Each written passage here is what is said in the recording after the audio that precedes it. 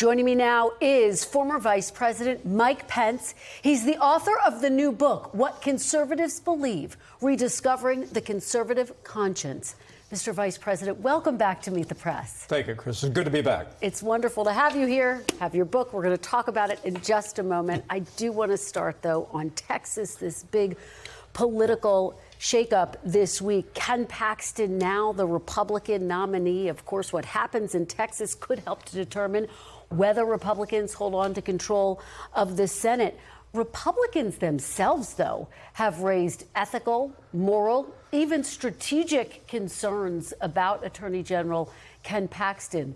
Do you believe that Ken Paxton, as the nominee, could put the Texas Senate seat in jeopardy for Republicans? Well, I have great confidence in Republicans in Texas, and maintaining the majority in the Senate is enormously important in a midterm election where it's going to be an uphill battle in the House of Representatives. Although I'm proud of the effort Republicans are making in that regard as well. But look, I see all of this as evidence of, the President Trump has enormous popularity in the Republican Party. His endorsement in Texas, his endorsement in Louisiana, his endorsements in Indiana proved that out. And I think the reason the president is popular is because during our time in office and over the last several years, people have seen this is a president who's been willing to fight the radical left and to champion the principles that have defined our party for 50 years. And I'm grateful for that. But the reason I wrote the book is because there's a new threat to that historic conservatism in the Republican Party, and it's a threat from the populist right. That would embrace big government, the policies, many of which have been embraced by this administration, of not only broad-based tariffs, nationalization of businesses, price controls. There's also been a willingness to embrace some of the rhetoric of the populist right with regard to isolationism. There are voices that have pulled us back from unwavering support as leader of the free world, particularly in Eastern Europe, and even many challenging our support for Israel. And then lastly, just marginalizing the right to life, which has always been at the center of our movement. So for me, I'm not surprised by what happened in Texas or in the other primaries because of the way the president has championed our cause against the radical left. But I want people to understand what conservatives believe as we go into this midterm election. I'd love to see Republicans get back to running on those conservative principles again. And in 2028, I think it'll be more important to decide what we're for before we decide who we're for. Well, you talk about the case for conservative principles, and I'm going to read some of your book in just a moment. But you also talk about the importance of character, that character matters in public service. Ken Paxton was indicted on security fraud charges in 2015. He was impeached by members of his own party over alleged bribery in 2023. His wife filed for divorce in 2025 after accusing him of adultery. Bottom line, Mr. Vice President, do you support Ken Paxton? Well, I could never, if I was voting in Texas, I could never vote for the Democrat nominee, Tallarico, who is a radical left, supports abortion on demand. But do you support Ken Paxton? Gender ideology of the Democratic Party? Look, I think in many respects, Republicans have lost our way, but Democrats have lost their mind. And I think the reason why we're going to hold the Senate, and we have a real shot to hold the House, is because of the extremism on the Democratic side. I mean, you literally have candidates, not just the mayor of New York, but some of the most prominent voices in the party that are openly advocating for socialist policies and socialism itself. And I think that's the reason why this election is so important. But it's also the reason why I think there's an enormous opportunity ahead for Republicans to be a choice, not an echo, as President Ronald Reagan said back in the day, is to literally say, as they go farther and farther to the progressive left, the answer ought not to be the antidote of the populist right of protectionism, isolationism, and marginalizing the right to life. The answer ought to be to sound, as the Bible says, a clear call for conservative, principles, and that's what I'm going to be advocating in this book and across the country. Yeah, let's talk big picture, because Senator John Cornyn's defeat is the latest. You talked about this string of losses, Bill Cassidy, Congressman Thomas Massie, several Indiana state senators. Senator Lindsey Graham was on this program several weeks ago. He told me the Republican Party is the party of Donald Trump. Is the Republican Party the party of Donald Trump? Oh, I don't think there's any question about the president's popularity. I give him all the credit in the world for the hold that he has on Republican voters. But I maintain to you that it's because of the president's commitment to take on the radical left in our 4 years and also ever since. But I think what's lesser known right now is the way this second Trump administration has departed from the conservative agenda that we governed on, the conservative agenda that has defined the Republican Party since the days of Ronald Reagan and before. And that's an agenda of American leadership, limited government, free market economics, the right to life. And on a number of those issues, the president's been good. I want to give him credit for strong securing the border, the extending tax cuts, standing with Israel. But when you see an administration with broad-based tariffs, nationalizing American businesses, questioning and pulling back from our allies as they endure the brutal assault in Eastern Europe from Russia, I think Republicans would do well to take some time to reflect on what we believe again and take that message to the American people. Is there room right now, Mr. Vice President, in the Republican Party for disagreement? Well, in primaries, there's a little less room.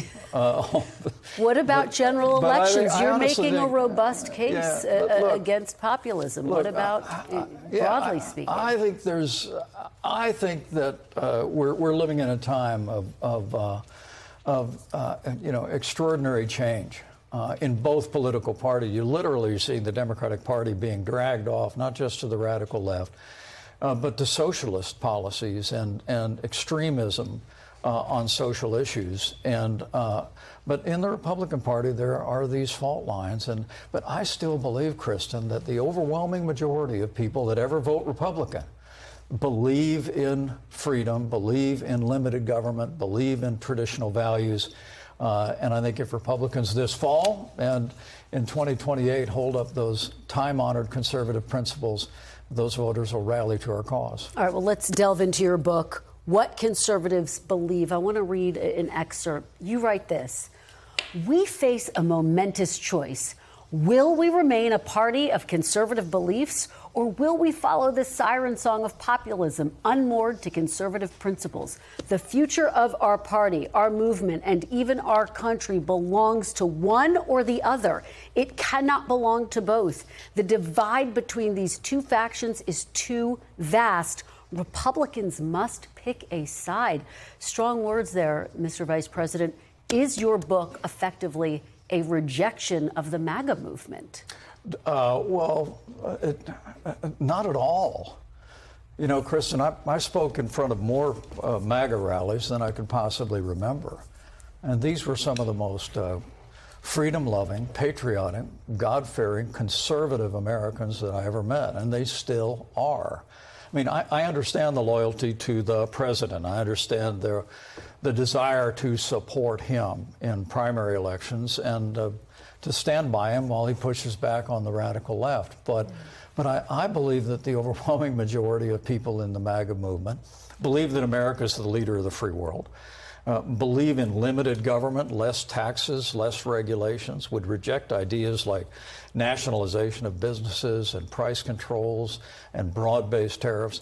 And at the core of our movement is a commitment to the sanctity of life. I mean, we had the most pro-life administration in American history. We put the judges on the court who sent Roe versus Wade to the ash heap of history where it belongs. But Kristen, in this administration, we see a desire to relegate the right to life to a state-only issue, to actually have a pro-abortion Secretary of HHS who has done nothing to limit the availability of the abortion pill on a mail-order basis that Joe Biden made possible across the country. Dangerous pill. claims unborn lives, is a danger to women. So when you see the administration embracing those populist ideas, I think we're going to have a fulsome debate about the future. Okay, and we should say there is a debate over the medical background to what you're saying, but let's stay on this topic. Look, you ran for president against Donald Trump in 2024, arguing that he put himself above the Constitution on January 6th. And I guess my question is, do you believe that President Trump is a populist and that the party needs to move beyond Donald Trump? Well, I'm not much for labels, but I do say in the book that I lost count on the number of times that I would say to the president privately, well, that's the conservative position. And he'd wave his hand and say, he'd say, it's not conservative, it's just common sense. I mean, in fairness to the president, he's never really said he was a conservative. And in so many ways, I think he's, he represents in some measure what the populist right is about. The populist right is attempting to take the president's departure from the conservative agenda, whether it be on tariffs, whether it be with regard to Ukraine and Eastern Europe, whether it be with regard to life, and try to make that the new foundational philosophy of the Republican Party. So are you saying it's time for Republicans to move beyond Donald Trump? Well, look, as I wrote in the book, leaders fade into history, but principles endure. And I truly do believe that Republicans deserve to know that there is a populist right movement. Some of their agenda items the administration has embraced, some they haven't. I mean, I give the president great credit for the way he stood with Israel, stood up to Iran, to the way the president extended all those Trump-Pence tax cuts. But where he's embraced that populist movement, I think you could see the Republican Party, if we don't get it right, we're going to end up moving in the progressive direction. And for the sake not of our party or elections, but for the sake of the country, I believe we have to have a party that's advancing these timeless conservative principles of life and liberty. Let's talk about the future. A lot of people see Vice President J.D. Vance as the potential heir apparent to President Trump. Could Vice President J.D. Vance be the type of leader of the conservative movement that you are talking about here? Well, I think that'll be up for voters to decide. But do you see him as someone who embodies the core conservative principles that you write about in this book?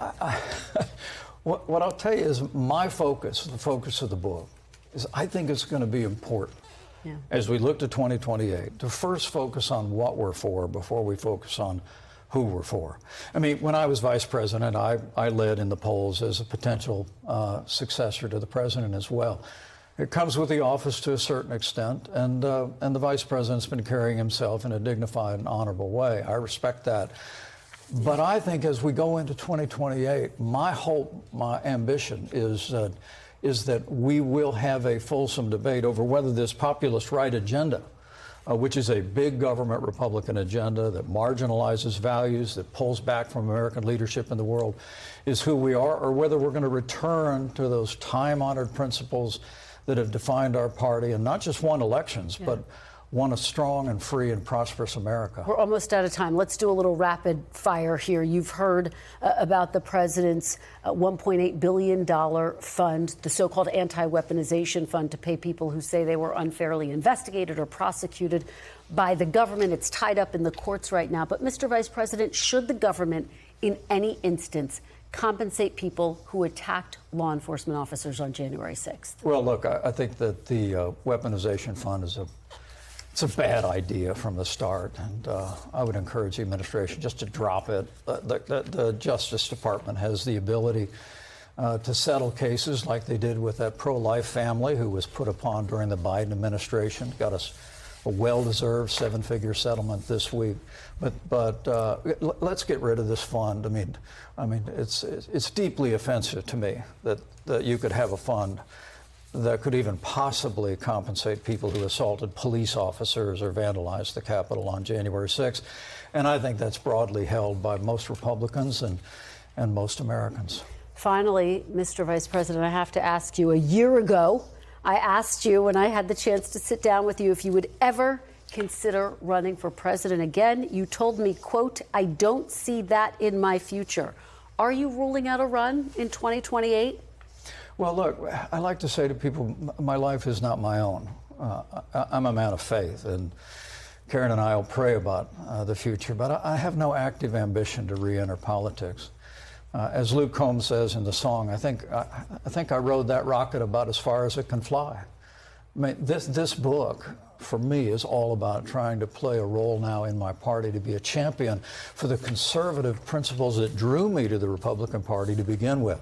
They're principles of a commitment to limited government, the rule of law, American leadership in the world, traditional moral values. I want to champion those principles with what remains of my bully pulpit, and we'll let the future take care of itself. All right, well, we'll keep the conversation going. Vice President Mike Pence, thank you so very much for being here in person. We thank you for watching, and remember, stay updated on breaking news and top stories on the NBC News app or watch live on our YouTube channel.